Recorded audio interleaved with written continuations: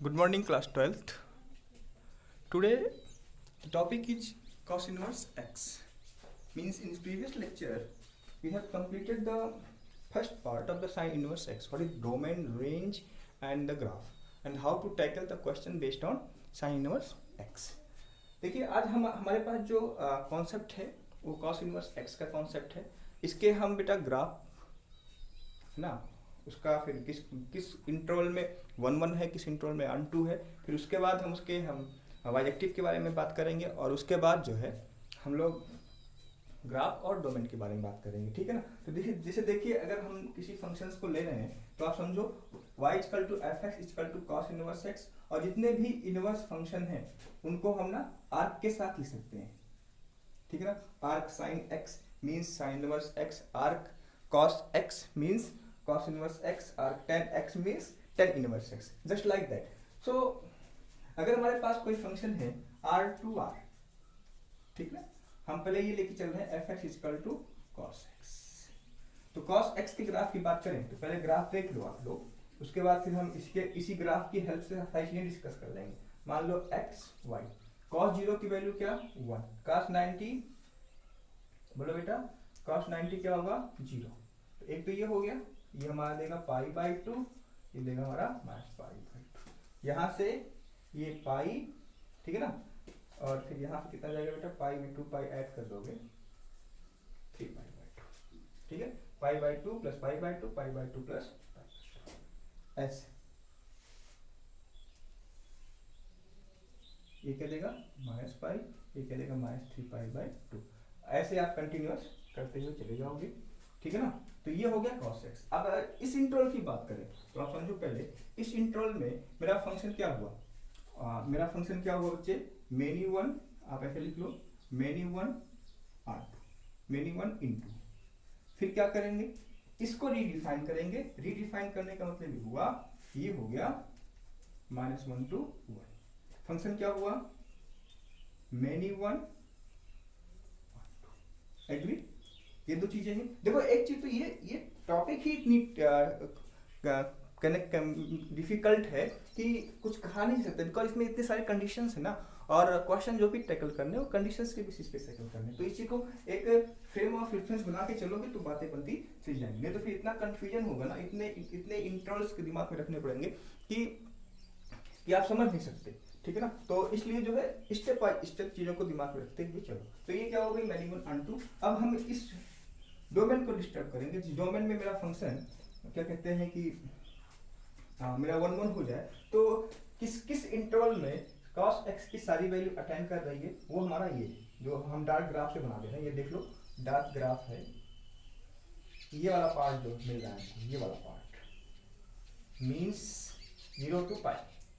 इसके बीच में मेरा फंक्शन क्या हो गया 1 1 आंट हो गया. तो ये हमारे पास हो गया close interval 0 to pi tends to -1 1. तो f(x) equal to cos x is bijective function. Agree. अभी हमारा क्या हो गया बाइजेक्टिव फंक्शन हो गया. अब जब बाइजेक्टिव हो गया तो ये हमारा फंक्शन क्या कर जाएगा भाई, इनवर्टिबल हो जाएगा. क्या हो जाएगा बच्चे, इनवर्टिबल हो जाएगा. ठीक है ना. अब इनवर्टिबल हुआ तो इनवर्स एग्जिस्ट करेगा. इनवर्स एग्जिस्ट करेगा तो जो डोमेन है वो रेंज बन जाएगा, और जो रेंज है वो डोमेन बन जाएगा. ठीक है ना. इतनी बात आप लोग लिख लिए होंगे. आगे चलिए, अगर हम इसी को और आगे लेके चलें तो f इनवर्स क्या हो जाएगा, एग्जिस्ट करेगा. ठीक है ना. या ऐसे लिखो cos inverse such that -1 to 1 tends to 0 pi. ठीक है ना. cos इनवर्स x एग्जिस्ट किया. तो अब इसके ग्राफ की बात कर लें तो ये वाला ग्राफ बनेगा. अब देख लो इस इंटरवल में हमारा, इस ग्राफ में मेरा फंक्शन क्या हो गया 1 1 आंट हो गया. ये हमारे पास हो गया -1 पाई. ठीक है. तो ये हमारा पॉइंट होगा. ऐसे कंटिन्यूसली में बात करें मतलब पाई माइनस पाई से ये हो गया 3 पाई बाई 2, पाई बाई 2 2 पाई. यहाँ 2 पाई के बीच में मेरा फंक्शन 1 1 आंट हो जाएगा. ठीक है. बट हम प्रिंसिपल ब्रांच की बात करते हैं. Principal branch in the sense ये हुआ कि प्रिंसिपल ब्रांच में हम सबसे स्मॉलेस्ट इंटरवल की हम बात करते हैं. ठीक है. तो इस केस में मेरा फंक्शन क्या हो गया भाई, देखो 1 1 R2 हो गया। अब कहानी यहाँ से स्टार्ट करते हैं। यहाँ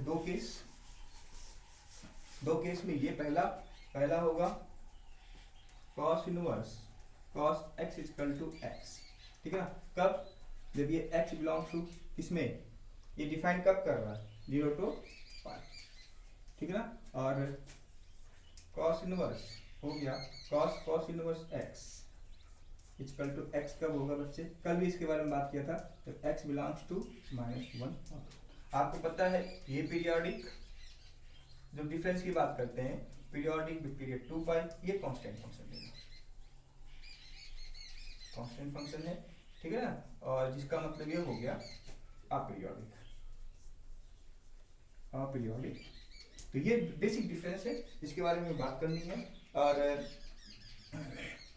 अब साइन इनवर्स x की बात करते हैं। तो एक चीज तो आप जान लो, ये चीज हमें दिमाग में रखनी पड़ेगी, ये डोमेन और ये मतलब ये हुआ cos इनवर्स x फंक्शन का डोमेन क्या हुआ -1 to 1, रेंज क्या हुआ 0 to π।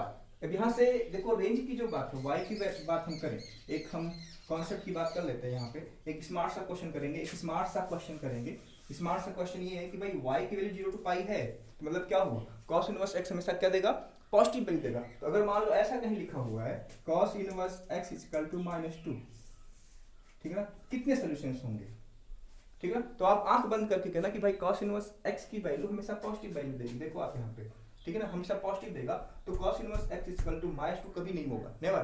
तो नो सॉल्यूशन, क्या हो जाएगा, नो सॉल्यूशन। तो एक चीज तो ये आप ध्यान रखने की बात है कि भाई cos हमेशा क्या होगा, पॉजिटिव होगा। आइए ग्राफ की बात करें। हमने फंक्शन में बताया था कि जो किसी भी फंक्शन का अगर इनवर्स एग्जिस्ट करता है तो उसकी मिरर इमेज होती है with respect to y equal to x।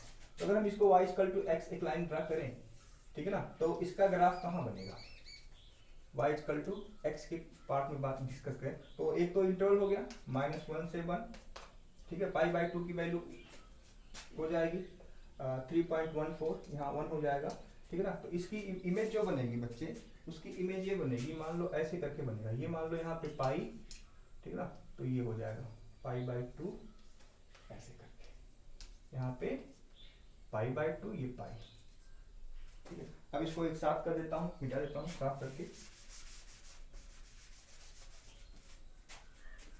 देखो ये हो गया 1, तो ये आके यहाँ मिलेगा ऐसे, ये हमारे π/2 पे cos π/2 क्या होगा -1। तो ये हमारा किसका ग्राफ बन गया बच्चे, cos inverse x, fx equal to cos inverse x का ये ग्राफ है। ये देखो इसकी बात करें तो अगर हम इसकी बात कर लेते हैं तो क्लोज इंटरवल -1 to 0 में ये कॉन्केव अप होगा, ठीक है ना। और क्या कहते हैं 0 to 1 में ये क्या है भाई, कॉन्केव डाउन होगा। ये होता क्या है एक्चुअली, ये हम आपको एप्लीकेशन ऑफ डेरिवेटिव में डिस्कस करेंगे। बस आपके ध्यान रखें ये जो चीजें हैं कंटिन्यूअसली क्या हो रही है, डिक्रीज कर रही है, ठीक है ना। तो cos inverse x is decreasing fast. अब देखो यहाँ से वैल्यू कंटिन्यूअसली क्या हो रही है, बच्चे, वो हो रही है, ठीक है ना। तो आप यहाँ से इनइक्वालिटी लिख सकते हो cos inverse theta 1 greater than cos inverse theta 2। तो cos इनवर्स हटाएंगे तो ये हो जाएगा theta 1 less then. Inequality base पे हम क्वेश्चन करेंगे बच्चे वहाँ पे जब हम एप्लीकेशन ऑफ डेरिवेटिव पढ़ेंगे। तो हालांकि इसका ब्रॉड स्कोप है, मैंने इसको मिनिमाइज कर दिया है। तो हमें इनवर्स ट्रिग्नोमेट्रिक फंक्शन में सिर्फ दो चीजें देखनी है भाई, cos इनवर्स x का डोमेन क्या हुआ, रेंज क्या हुआ और ग्राफ कैसे बनेगा, ठीक है ना। उसके बाद हमारे क्या हो जाएंगे, उसके बाद हमारे क्वेश्चन चलेंगे। उस क्वेश्चंस में हम लोग क्वेश्चंस कैसे करेंगे वो आप 2-3 क्वेश्चंस में करा देता हूँ आप लोगों को, ठीक है ना, जिससे आपको वो प्रैक्टिस हो जाए कि भाई क्वेश्चंस कैसे टैकल करना है, ठीक है ना।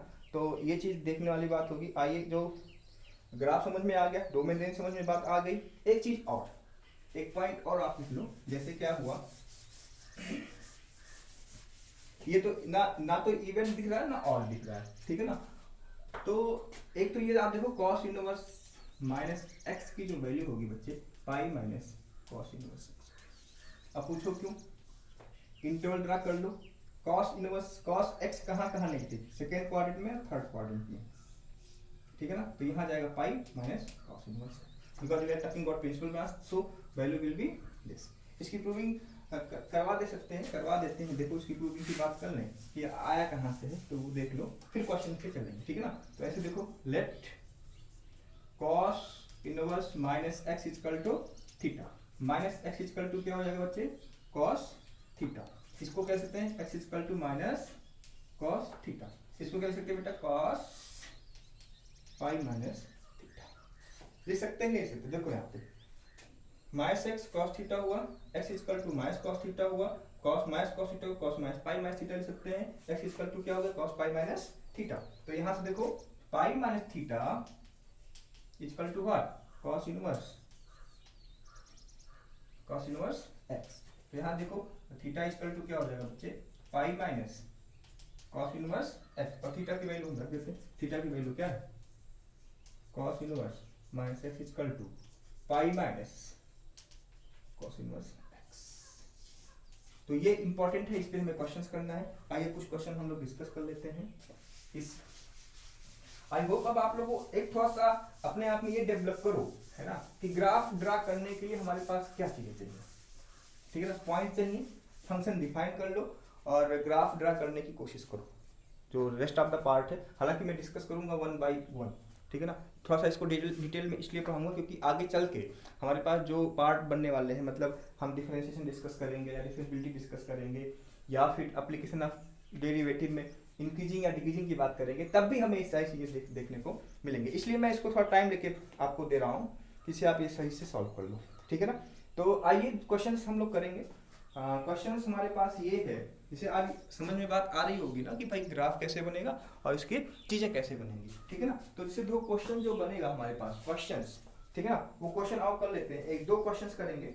एक तो ये सिंपल सा cos इनवर्स √3/2। तो ये कैसे सॉल्व करेंगे बच्चे, देखो cos inverse cos pi by कितने पे 3, ठीक है, 60 पे √3/2 होगा। क्यों, नहीं पाई/6 होगा, 30 पे √3/2 होगा, ठीक है ना, 30 पे √3/2 होगा। अब देखिए पाई/6 belongs to 0 to pi, agree, तो कट जाएगा, क्या होगा पाई/6। ऐसे एक क्वेश्चन और ले लो, cos इनवर्स, दूसरा क्वेश्चन ले लो cos इनवर्स -12। इसका मतलब क्या हुआ, पाई माइनस cos इनवर्स पाई/3 नहीं, पाई/3 मतलब 60, ठीक है। ये क्या हो गया, पाई माइनस पाई/3, ठीक है। तो उसके इस तरह के क्वेश्चंस करोगे, ठीक है ना। पहले एक्सरसाइज में आर डी शर्मा की बुक उठा लो या एनसीईआरटी की बुक उठा लो। एनसीईआरटी में अभी तक ना पहले ही एक्सरसाइज में सब मिला के दे दिया, तो अभी एनसीईआरटी ना ही सॉल्व करो। आर डी शर्मा के क्वेश्चन जो है ना सेपरेट दिए हुए हैं, मतलब जो टॉपिक हम लोग डिस्कस कर रहे हैं उसका अलग चैप्टर दिया होगा, तो क्वेश्चन करो वहां से, और जो नहीं है डिस्कस करो। दूसरा देख लेते हैं भाई, डोमेन,